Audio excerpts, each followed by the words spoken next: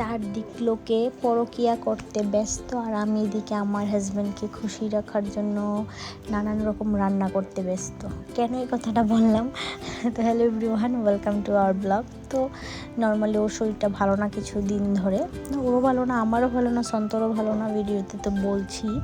তো এদিকে ওর জন্য আমি রান্না করতে ব্যস্ত, কারণ ও না তেল মশলা খেতে পারছে এখন কয়েকটা দিন, যেহেতু শরীরটা ভালো না, তেল মশলাটা একটু কমিয়ে দিয়েছি, সিদ্ধ খাচ্ছে।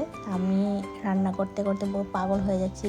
আমার জন্য একরকম, সন্তর জন্য একরকম, সবার জন্য একরকম, সন্তর বাবার জন্য একরকম, মানে আলাদা আলাদা ভ্যারাইটি রান্না করতে করতে পুরো শেষ হয়ে যাচ্ছিলাম কয়েকটা দিন ধরে। তো ওই দিন শুক্রবার ছিল, তো ভেবেছি সকালের টিফিনটা একটু হেভি করব, কারণ অনেক দিন ধরে ভালো টিফিন করা হচ্ছে না। ও জাস্ট চা আর একটা কিছু খাচ্ছে, ও দুধ চা খাচ্ছে না অনেক দিন ধরে, লাল চা বা ব্ল্যাক কফি খাচ্ছে। তার জন্য সকালে ঘুম থেকে উঠি একদম ঘন করে দুধ চা, আর করে নিয়েছিলাম চিজি স্যান্ডউইচ। মানে আমরা ঘরে একদম সিম্পল ওয়েতে চিজি স্যান্ডউইচটা করি, মানে যে এত কিছু দিতে হবে এমন না, একদম সিম্পল ওয়েতে, যেভাবে অনেক সময় ব্রেডটাকে ডিমের মধ্যে চুবিয়ে চুবিয়ে এপাশ ওপাশ করে হয়ে যায় স্যান্ডউইচ, এমন টাইপই আর কি। তো আমি এমন করি না, কারণ আমার ভালো লাগে না। আমি জাস্ট ব্রেডটাকে বাটার দিয়ে ভালো করে এপাশ ওপাশ ভালো করে ভাজি, যাতে একদম ক্রাঞ্চি ভাবটা হয়। তারপর আমি ডিমটা এটার উপরে দিয়ে দিই, তারপর চিজ একদম বেশি করে চিজ দিয়ে দুটোটা টোস্ট একসঙ্গে লাগিয়ে চাপা দিয়ে করি, ভীষণ টেস্টি হয়ে খেতে। তোমাদের যদি ভালো লাগে তাহলে আমি নেক্সট ডেতে রেসিপিটা শেয়ার করবো।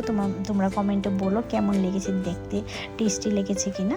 আর ঘরে ছিল অনেকটাই গোবিন্দভোগ চাল, প্রায় 2 কেজির মতো। তো সবগুলাতে পোকা হয়ে যাচ্ছে, একদম কেরি পোকা। সন্তকে গোবিন্দভোগ চালই খাওয়াই, তাই আমি রৌদ্রটা ভালো দিয়েছে দেখে উপরে ছাদে চালটা দিয়ে এসেছিলাম রোদ্রে। আর ওই দিন আসবে মা আমাকে, সন্তর বাবাকে দেখতে, যেহেতু শরীর ভালো না। তো মা আসার সময় আমার জন্য নিয়ে এসেছিলো কচু লতি শুটকি দিয়ে একদম ঝাল ঝাল করে।